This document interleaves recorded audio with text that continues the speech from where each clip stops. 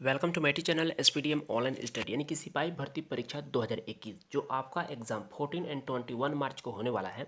उसके लिए यह शानदार प्रैक्टिस सेट है और यह प्रैक्टिस सेट 12 है। यदि आपने प्रैक्टिस सेट 1 2 3 4 5 इन सारे को नहीं देखें तो इस चैनल के प्लेलिस्ट में आप ज़रूर जाकर देख लीजिएगा, क्योंकि आपके एग्जाम्स में यदि इन सारे प्रैक्टिस सेट को अच्छी तरह से कर लेते हैं तो आपके एग्जाम्स में बहुत अधिक जो है इनसे हेल्प मिलने वाला है। तो चलिए इस वीडियो को अब स्टार्ट कर लेते हैं। फर्स्ट नंबर प्रश्न यहाँ पर देख लीजिए। पहला प्रश्न है कि भारत का पहला राष्ट्रीय उद्यान कौन सा है। ऑप्शन ए काजीरंगा राष्ट्रीय उद्यान, ऑप्शन बी कार्बेट राष्ट्रीय पार्क, ऑप्शन सी तुंगभद्रा राष्ट्रीय उद्यान, ऑप्शन डी रणथंभौर राष्ट्रीय उद्यान। यदि आपने ऑप्शन बी चुना यानी कि कार्बेट राष्ट्रीय पार्क तो आपका आंसर बिल्कुल करेक्ट हो जाएगा। नेक्स्ट देख लेते हैं। यहाँ पर सेकेंड नंबर प्रश्न है कि भारतीय वन्य प्राणी संस्थान कहाँ स्थित है। Option A Dehradun, option B Nainital, option C Haridwar और ऑप्शन डी अल्मोड़ा। यदि आपने ऑप्शन ए चुना यानी कि देहरादून में तो आपका आंसर बिल्कुल करेक्ट हो जाएगा, क्योंकि भारतीय वन्य प्राणी संस्थान जो है यह देहरादून में है, जो कि ए पार्ट इसका करेक्ट आंसर हो जाएगा। थर्ड नंबर प्रश्न है कि भारत का सबसे छोटा जिला कौन सा है। Option A Ramgarh, option B Ara, option C Kutch और ऑप्शन डी इनमें से कोई नहीं। यदि आपने ऑप्शन सी चुना यानी कि कच्छ तो आपका आंसर बिल्कुल करेक्ट हो जाएगा, क्योंकि भारत का सबसे जो छोटा जिला है यह है कच्छ। ठीक है, तो इसको याद रखिएगा, सी पार्ट इसका करेक्ट आंसर हो जाएगा। यहाँ पर 4 नंबर प्रश्न है कि भूकंप का अध्ययन जो है यह क्या कहलाता है। Option A seismology, option B cardiology, option C entomology और ऑप्शन डी पॉलीगामी। यदि आपने ऑप्शन ए चुना यानी कि सीस्मोलॉजी तो आपका आंसर बिल्कुल करेक्ट हो जाएगा।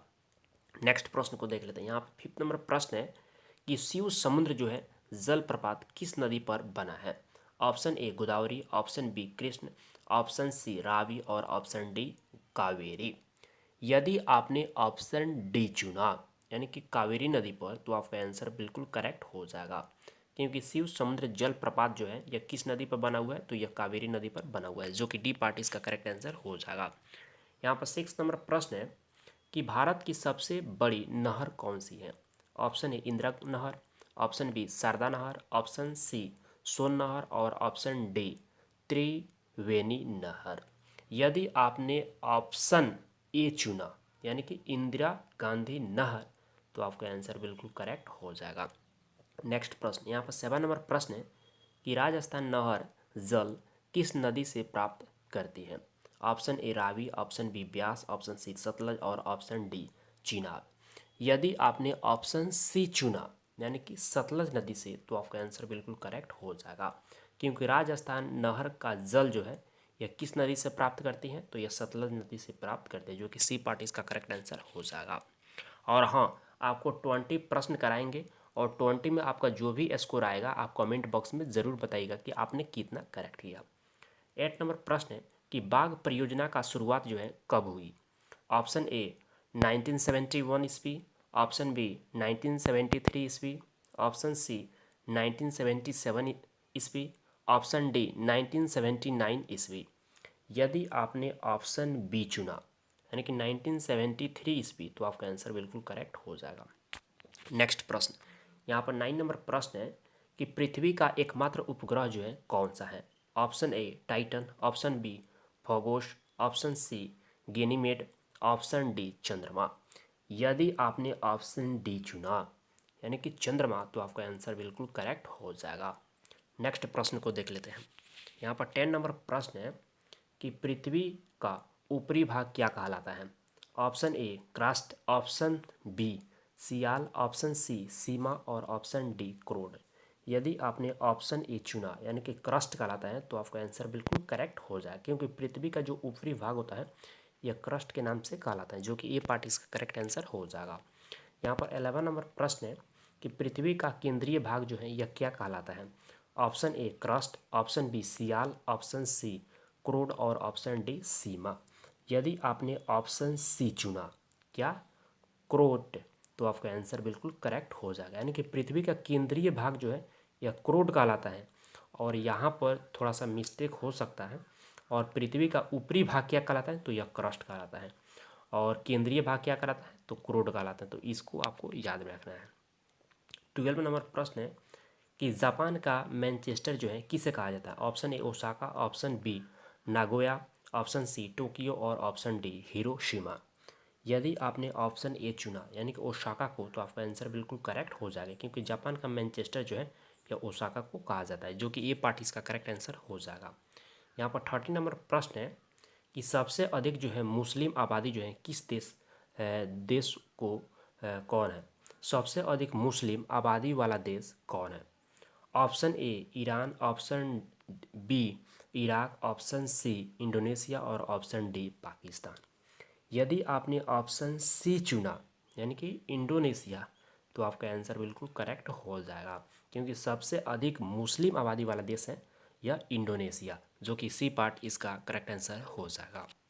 नेक्स्ट यहाँ पर 40 नंबर प्रश्न देख लेते हैं। 40 नंबर प्रश्न है कि वह कौन सा महाद्वीप है जहाँ की कर्क एवं मकर रेखा निकलती है।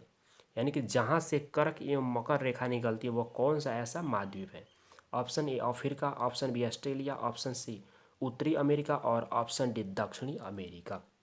यदि आपने ऑप्शन ए चुना यानी कि अफ्रीका से, तो आपका आंसर बिल्कुल करेक्ट हो जाएगा, क्योंकि अफ्रीका से ही महाद्वीप से ही कर्क और मकर दोनों रेखाएं जो हैं वहीं से महाद्वीप से निकलती हैं, जो कि ये पार्ट इसका करेक्ट आंसर हो जाएगा।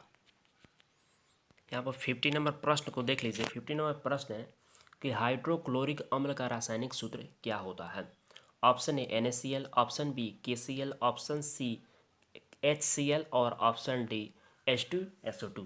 यदि आपने ऑप्शन सी चुना यानी HCl, तो आपका आंसर बिल्कुल करेक्ट हो जाएगा। नेक्स्ट प्रश्न को देख लेते हैं। यहाँ पर 60 नंबर प्रश्न है कि Nagaur atomic power station Bharat के किस राज्य में स्थित है। Option A Bihar, option B Chhattisgarh, option C Orissa और ऑप्शन डी उत्तर प्रदेश। यदि आपने ऑप्शन डी चुना यानी कि उत्तर प्रदेश यूपी, तो आपका आंसर बिल्कुल करेक्ट हो जाएगा। नेक्स्ट प्रश्न को देख लेते हैं। यहाँ पर 70 नंबर प्रश्न पूछा गया है कि सोमनाथ मंदिर को महमूद गजनबी द्वारा कब लूटा गया। ऑप्शन ए यानी कि 1025 ईस्वी, ऑप्शन बी 1015 ईस्वी, ऑप्शन सी 1035 ईस्वी और ऑप्शन डी 1045 ईस्वी। यदि आपने ऑप्शन ए चुना यानी कि 1025 ईस्वी, तो आपका आंसर बिल्कुल करेक्ट हो जाएगा, क्योंकि मोहम्मद गजनबी के द्वारा जो है 1025 ईस्वी में इस मंदिर को, सोमनाथ मंदिर को लूटा गया था, जो कि ए पार्ट इसका करेक्ट आंसर हो जाएगा। 18 नंबर प्रश्न है कि तुगलकनामा को किसने लिखा। Option A Mohammad bin Tughlaq, option B Amir Khusro, option C Vishnu Sharma और ऑप्शन डी कालिदास। यदि आपने ऑप्शन बी चुना यानी कि अमीर खुसरो, तो आपका आंसर बिल्कुल करेक्ट हो जाएगा, क्योंकि तुगलकनामा को अमीर खुसरो के द्वारा लिखा गया, जो कि बी पार्ट इसका करेक्ट आंसर हो जाएगा। नेक्स्ट प्रश्न को देख लेते हैं। यहाँ पर 19 नंबर प्रश्न है कि आगरा के किले को किस मुगल शासक द्वारा बनवाया गया था। Option A Aurangzeb, option B Shahjahan, option C Akbar और ऑप्शन डी जहांगीर। यदि आपने ऑप्शन सी चुना यानी कि अकबर, तो आपका आंसर बिल्कुल करेक्ट हो जाएगा, क्योंकि आगरा के किले को किस मुगल शासक के द्वारा बनाया गया था, तो यह अकबर के द्वारा बनवाया गया था, जो कि सी पार्ट इसका करेक्ट आंसर हो जाएगा। नेक्स्ट और आज का लास्ट प्रश्न 20 नंबर प्रश्न है कि महाभारत की रचयिता जो है यह कौन है। Option A Tulsidas, option B Kabirdas, option C Surdas और ऑप्शन डी वेदव्यास। यदि आपने ऑप्शन डी चुना यानी कि वेद व्यास, तो आपका आंसर बिल्कुल करेक्ट हो जाएगा, क्योंकि महाभारत की रचना जो है यह वेद व्यास जी के द्वारा जो है किया गया, जो कि डी पार्ट इसका करेक्ट आंसर हो जाएगा। और हाँ, 20 में आपका जो भी स्कोर आया होगा आप कमेंट बॉक्स में ज़रूर बताइएगा कि आपने कितना करेक्ट किया। थैंक यू, मिलते हैं।